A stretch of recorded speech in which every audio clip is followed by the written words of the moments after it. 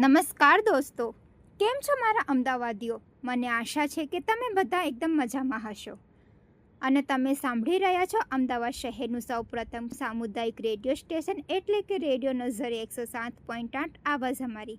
અને હું છું તમારી દોસ્ત મેહઝબીન. સિટી તંત્રનો ખાસ પ્રોગ્રામ જેનું નામ છે વોટ તંત્ર, તેમાં આપ સૌનું હાર્દિક સ્વાગત છે.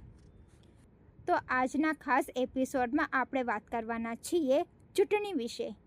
ચૂંટણી શા માટે મહત્ત્વની છે અને એક જાગૃત નાગરિક તરીકે આપણું શું જવાબદારી છે, આ તમામ પાસાઓ પર આજે આપણે વિગતવાર ચર્ચા કરીશું. તો ક્યાં જશો નહીં, થોડી જ વારમાં પાછી આવું છું. ત્યાં સુધી તમે સાંભળતા રહો રેડિયો નઝરી 107.8 આવાજ અમારી, તમારી દોસ્ત મેહઝબીન સાથે.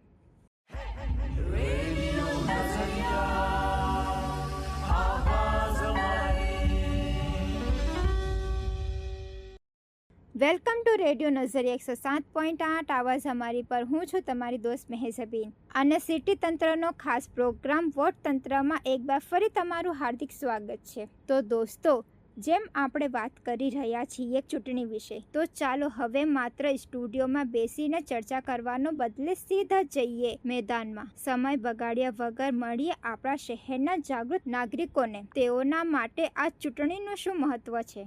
શું અમદાવાદીઓ જાણે છે કે એમનો એક વોટ વોર્ડના નકશા બદલી શકે છે? ચાલો સાંભળીએ અમદાવાદીઓના અવાજ સીધા જનતાની જુબાની. મારું નામ મધુબેન, હું સાપુર શંકર ભવનમાં રહું છું. 26 એપ્રિલે તમે વોટ આપવા જવાના છો? હા, આ વખતે અમારે રોડ ગટર પાણીની સમસ્યા હતી, પણ હાલ કામ ચાલુ છે. અમારે ઉમેદવાર કયા છે એ અમને ખબર હે, પણ નામ નહીં ખબર હે ઉમેદવારના કામને લઈને. આ વખતે અમને એવું લાગે છે કે નવા ચહેરા આવશે, એનાથી સુધારો થઈ જશે. એટલી અપેક્ષા રાખીએ કે અમારે બધું સારું જ કામ થાય, એમ કે અમારે કોઈ બી समस्या હોય એનું સમાધાન થઈ જાય, બીજું કોઈ અपेक्षा नहीं. जी, मेरा नाम सबाना है, मैं एक हाउस वाइफ हूँ. जी, मैं वोट देने जाऊँगी. हमारे एरिया में जो समस्या है ज़्यादातर गटर की है. रास्ते भी कहीं अच्छे हैं, कहीं नहीं अच्छे हैं. हम काउंसिलर के काम को देख के वोट करते हैं. हाँ, हमारे एरिया में जो नवा काउंसिलर आएगा तो उससे ज़्यादा उम्मीद है कि काम ज़्यादा अच्छा होगा, अब से ज़्यादा अच्छा काम होगा.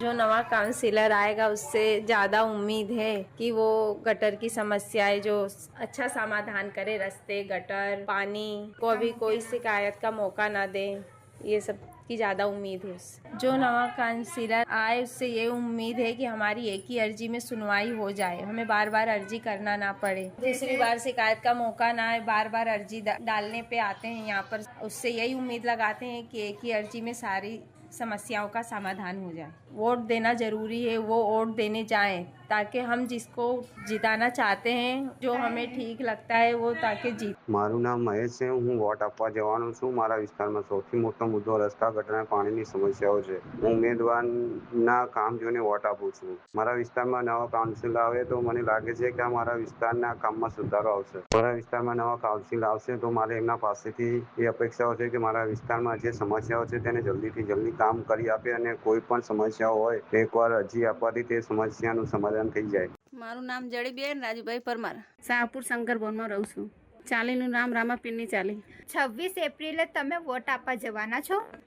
જઈ શકીએ નહીં જઈ શકીએ એવું છે, કેમ કે ગામડે જવાનું છે એટલે નક્કી નથી. આ વખતે સ્થાનિક ચૂંટણીમાં તમારા વિસ્તારનો સૌથી મોટો પ્રશ્ન કયો છે? ગટર, રોડ, પાણી? ગટર અને પાણીની તકલીફ હતી એ તો અત્યારે સોલ્વ થઈ ગઈ છે, પથ્થરની છે બાકી. કોર્પોરેશનની ચૂંટણીમાં તમે કાઉન્સિલરને જોઈને વોટ આપો છો કે એમના કામને જોઈને? એમના કામ જોઈને. તમારા વિસ્તારમાં નવા કાઉન્સિલર આવશે તો તમને શું લાગે છે કે એમની પાસેથી તમે શું અપેક્ષા રાખો છો? એમની જોડે અપેક્ષા એવી રાખીએ છીએ કે અમારા વિસ્તારમાં બધું કામ વ્યવસ્થિત સારું કરે.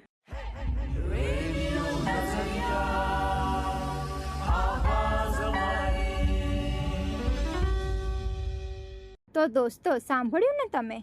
આ હતા આપણા શહેરના જાગૃત નાગરિકો અને તેમની ચૂંટણી વિશેની આ સમજ. હજુ પણ ઘણા અમદાવાદીઓ સાથે આપણે વાત કરવાના બાકી છે અને જાણવું છે કે આ વખતે જનતાના મનમાં શું ચાલી રહ્યું છે. એ તરફ આગળ વધીએ એ પહેલા એક નાનકડો બ્રેક પછી મળીએ. તમે ક્યાં જતા નહીં, હું થોડી જ વારમાં પાછી આવું છું. ત્યાં સુધી તમે સાંભળતા રહો રેડિયો નઝરી 107.8 આવાજ અમારી, તમારી દોસ્ત મેહઝબીન સાથે.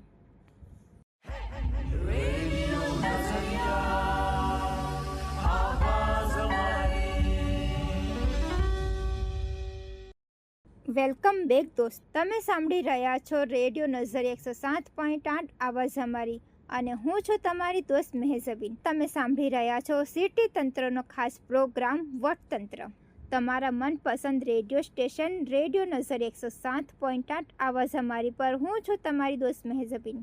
દોસ્તો, બ્રેક પર જતા પહેલા મેં કહ્યું હતું તેમ હજુ પણ ઘણા અમદાવાદીઓ સાથે આપણે વાત કરવાની બાકી છે. આખરે આ શહેર જનતાનું છે, તો એમના મનમાં શું ચાલે છે એ જાણવું તો પડે ને. તો ચાલો વોટતંત્રના સિલસિલાને આગળ વધારીએ અને બીજા નાગરિકો સાથે મુલાકાત કરીએ. સાંભળીએ કે તેઓ આ વખતે ચૂંટણીના કયા નજરિયાથી જોઈ રહ્યા છીએ. आपका नाम बताइए. मेरा नाम जोया है. 26 अप्रैल को आप वोट देने जाओगे? हाँ, मैं 26 अप्रैल को वोट देने जाऊँ.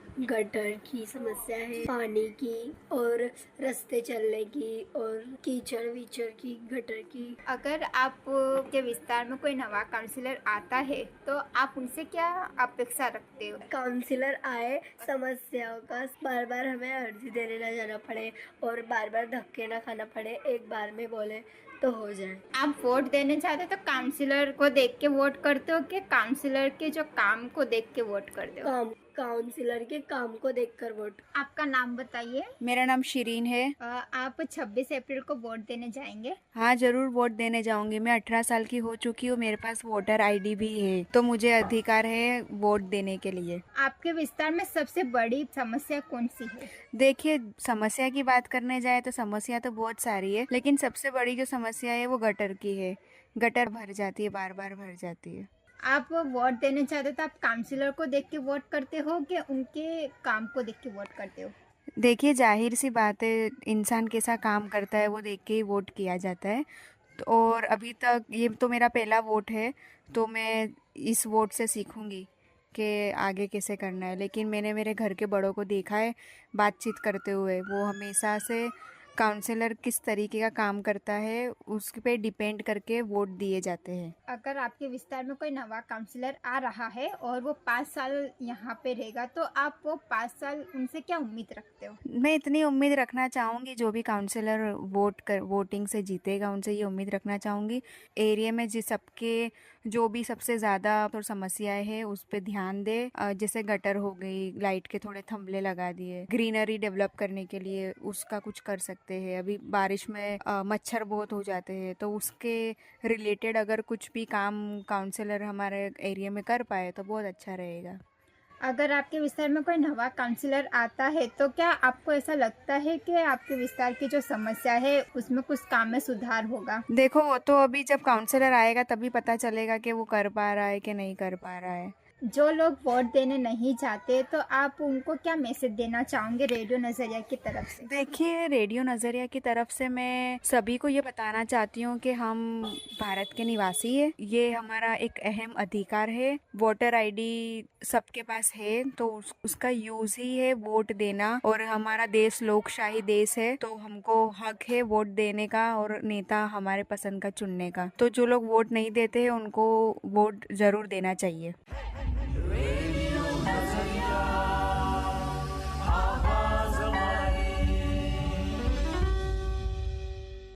દોસ્તો, આજના ખાસ વોટતંત્રમાં આપણે જોયું કે આપણા અમદાવાદીઓ આગામી 26 એપ્રિલ ચૂંટણી વિશે શું વિચારે છે. આપણે એ પણ સમજ્યા કે વોટ આપવો એ માત્ર આપણો અધિકાર નથી પણ એક જવાબદારી છે, અને જનતાને પોતાના કોર્પોરેટર પાસેથી કેવા કામની અપેક્ષા છે. મિત્રો, જો આજના પ્રોગ્રામ વિશે તમારા મનમાં કોઈ સવાલ હોય અથવા તમે તમારા વિસ્તારની કોઈ વાત રજૂ કરવા માંગતા હો તો તમે અમને ચોક્કસ કોલ કરી શકો છો. અમારો નંબર છે 8849749472. હું નંબર ફરી એકવાર રિપીટ કરું છું, 8849749472. અમને સોશિયલ મીડિયા પર ફોલો કરવાનું ભૂલશો નહીં. તમારે ફક્ત સર્ચ કરવાનું રહેશે રેડિયો નઝર 107.8. હવે હું તમારી દોસ્ત મેહઝબીન અત્યારે રજા લઉં છું.